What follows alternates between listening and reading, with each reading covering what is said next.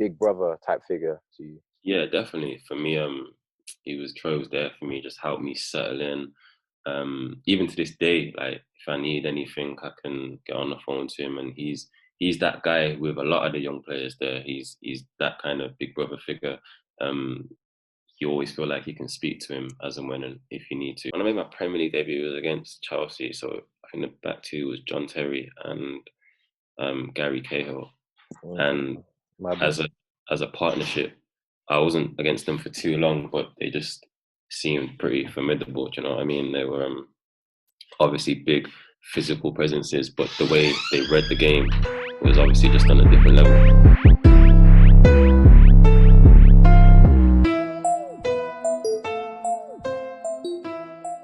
You signed for Watford, Yeah. um, moving to London. How was that transition again? Because now you went north, then you go back down Mm. south, past Yeah. your hometown, all the way to London. How was that? Very different. Very different. Obviously, a lot of the distractions that come outside of football, they're like in your face and at the forefront when you come to London. All the things you might not want to be around. Do you know what I mean? It's in your face when you're in London. It's very different in terms of football as well. In terms of the club that I went into, very different organisation to Liverpool in terms of the way it was ran by the owners and philosophies and things like that, and the way they were. So yeah, it was a big adjustment. Do you realize when you actually come to London, maybe you hear a couple things before you come, but do you actually realize like how intense and how it's a lot of, as you said, distractions for young footballers, you know? Yeah, I think for young footballers in London, it's two things. One, the concentration of clubs is so high. There's so many clubs in London, so there's a lot of competition for young players in London because obviously the population's so high. There's loads of players in your age, in your position, like just to get to clubs and your development as a player, it's difficult. Do you know what I mean? Just because of how much talent there is there. So that's one thing. Then when you get a little bit older, in terms of the distractions, you realize why when people talk about cities in the world, like your New York, your Los Angeles, Milan, Paris, London is one of those cities. You Mm. realize because of the nightlife and the wealth and just everything that is to do with London, you realize that it's so much more than everywhere else in the country. So I know it's definitely a thing where young players can go to London and get completely lost in the lifestyle and completely lose focus of football, what they're there to do, and become consumed with obviously living a crazy lifestyle in London. So yeah, it's definitely things you got to contend with. Yeah, no. What you basically just said, there's also one thing you just basically said. Adding on to that, every foreign player who comes to the Premier League, their preference is to live in London. So Yeah, you also have that added on. So let's yeah, say, for example, you get two teams who are very similar. You get a Burnley, and let's say, for example, you take a Watford. mm, You're going to find more better foreign talent at the team in London than you mm, will in Burnley. So mm. that has a massive effect on, and it filters down to the youth. Would you would Yeah, would you definitely. agree with that? Yeah, definitely, definitely. For the plainly because of the reason I just said, London is one of those cities in the world where people want to go and experience. So if a lot of players will look at it, they're going to come to England and they have the chance to go to London and experience living in London. A lot of them are going to take that um, over going to live up north. Do you know what I mean? So yeah, he's definitely has to contend with that as well. It makes the competition even more. Yeah, and then secondly, what you just said is 100% true. Mm, Growing up in London is hard mm, to not get distracted by whether it be your friends or your, like, in some other cases they're not your friends. mm. They're people who are just there for the moment. Yeah, yeah. Number three, also boredom, you know. So let's say, for example, like you said earlier, you finish training. Um, in some cases, I finished training at 12:30. Yeah, yeah. So you're showered, you're gone out the building by 1, which is rare in a normal job, Mm, and it shouldn't. I feel like it shouldn't really be like that in no. professional football, because you're trying to achieve your goals. So Yeah, you should always, especially if you're young as well, you should always be trying to add on to your game and improve your game. yeah, So then you go after training, and now you're bored. Now you have nothing to do. You're in this big city, and you need to find time, and like you could be by yourself. How how yeah. was how was that, like trying to I stay was. focused? Is Yeah, I mean, for me, I was lucky that I had a girlfriend at the time that was living with me, so it wasn't too bad in terms of distractions. Yeah, there was definitely there, and because she was there, she wanted to do certain things as well. But if I was single, I felt it would have been a lot more difficult because you come home and there's always a restaurant you can go to. There's yes, always a girl that you can meet up with. Your friends will always, there's always a bar or a club that you can go to in London every single day of the week. Do you know what I mean? If you want to come out your house in London on any day of the week, you can do it, and you'll find yourself, yeah, I went to get some food, but then you went to a little shisha place or a little lounge after, and before you know it, you look at your phone and it's 2 a.m. and you got training tomorrow. You know yeah, what I mean? Little things like that. In Birmingham, it's definitely not the same as in, there's little places like that, but you're gonna find that if you're doing that, you're gonna be going to the same place every yeah, week. yeah, It's gonna be yeah, boring. Then even more up north, I don't think you have. It's not even like that. You know what I mean? There's not that many places where you can go like that. You know what I mean? So definitely with distractions, London is a completely different ballgame. yeah. And I also find, if you're, let's say, for example, up north, or maybe in Birmingham, and you're doing that every day, then it would be like the level of boredom will, you'll look at yourself and you'll be like, why am I here, this Mm, particular place, mm, every single day? But in yeah. London, it's not really like that. You don't really take that in, because there's Mm, so much selection and mm, so many different things to do, and so many distractions.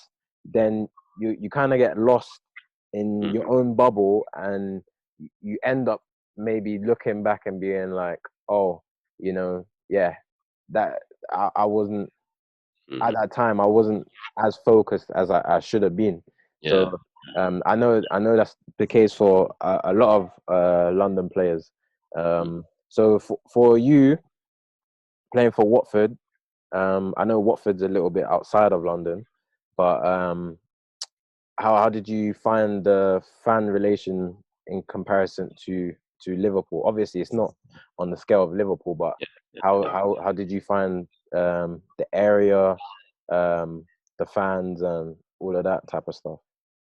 I found in terms of the fans, I found it was a bit more similar to being back home. It was a bit more similar to West Brom.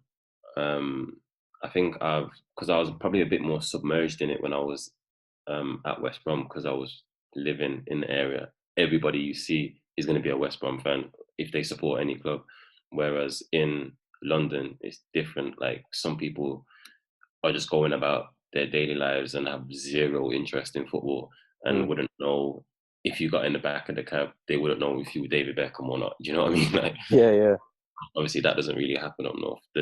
I did find that in London it's kind of good to you can go under the radar and nobody really cares no matter who you are. I'm not saying my profile was so big or whatever, but it was just you felt like yeah you can just blend in and nobody cares about you, which is cool. yeah. And it's normal to, Mm, let's say, for example, to have a nice car, or maybe yeah, if you're up north and you're in that car, you could have been yeah, spotted yeah, and all yeah. that, and you couldn't go about your daily life. So Mm. let's talk about football. There's also the flip side about that because you can be. That means you can be out here just doing everything and anything, and nobody would really know. Like, you know what I mean? Exactly, exactly. There's always two sides to that. But yeah, let's talk about football now. Um, when you arrive at Watford, did it meet your expectations? Did it exceed your expectations? Did you were you underwhelmed in terms of um, how the layout was for you to go there and basically to proceed.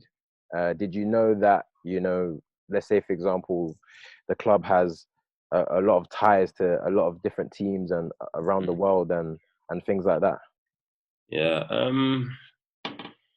Obviously, whenever you go into a situation like that, you go in with goals and aspirations. But at the same time, for me, yeah, I had that, but I was still young. Do you know what I mean? I was still at Premier League club and with the first team every day. I'm in the squad for every game, and it's like I'm working towards what I need to do. So by this time, I'm learning more about football, about how things work, and it was definitely in that time period. I learned a lot about the way football works, the outside influences, and it's not all as rosy and as simple as you might think. So yeah, it was definitely for me. I think it was just a big learning period, really.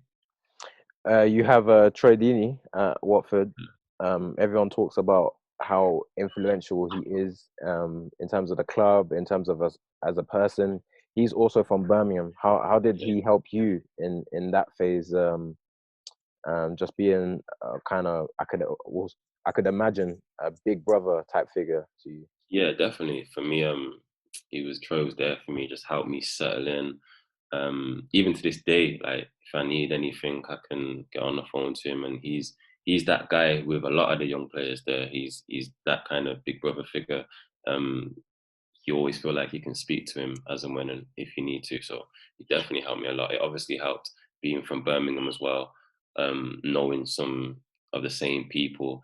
Um, One of my friends was able to ask me, "Hey, make sure you look after Jay when he goes down there, blah blah blah," and he kind of definitely took that on, and yeah, he helped me a lot, definitely.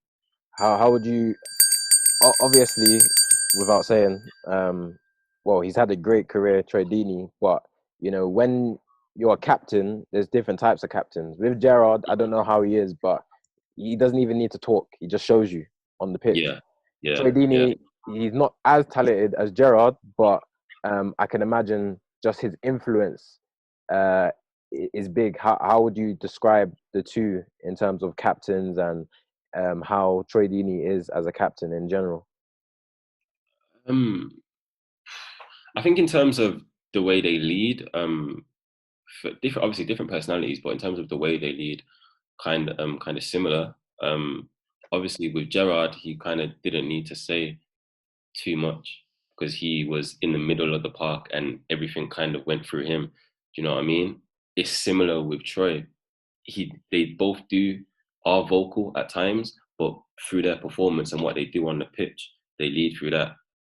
With Troy, there's a massive difference with Watford between when he's on the pitch and when he's not on the pitch. Yeah, He's just a focal point for the team. When he's there, everything can go through him. Do you know what I mean? As in, if the team's under any pressure, if you play the ball up to Trey, there's going to be that respite. Do you know what I mean? Like the way he plays means that he can just lead through his performance and he's a vocal point for the team in a similar way to Gerard. They do speak and they are vocal, but they don't really have to be at times. yeah. What would you say the most underrated thing about him is? I'd say definitely the fact that he is that vocal point for a team. The difference between Watford when he's there and he's not there is clear to be seen. They've got good strikers in the team. You've got the likes of Andre Gray, you've got Welbeck there now. You've got quality players, but there's still something that Troy brings that's different to them. Do you know what I mean? Yeah. For you, you made a few appearances off the bench and things like that. Um, in that time period, how hard is it to be like I'm close, I'm getting there, but Mm. like it's just not happening. Like in terms of I'm not getting maybe the opportunity that you're trying to strive towards and work hard for. Yeah, yeah, it's difficult. It's difficult mentally because when you are that close, like a flip of the coin, something could happen, could change everything. Do you know what I mean? Mm, So yeah, it's difficult, but you just have to be patient. I know a lot of players will be going through similar things at this moment in time. You just got to be patient, and then when you do get those opportunities, you just have to make the most of them. But at the same time, without putting that pressure on yourself, you have to still try and be that player that is free and can express themselves and be comfortable when they're on the pitch and not be putting pressure on yourself as in, I have to do something today if I get this 10 minutes. Like, you know what I mean? Like, it's difficult to get the balance, but yeah, that's what you go through. Who would you say in the Premier League has been your hardest opponent, your hardest opposition that you've played against, either team-wise or either opponent-wise?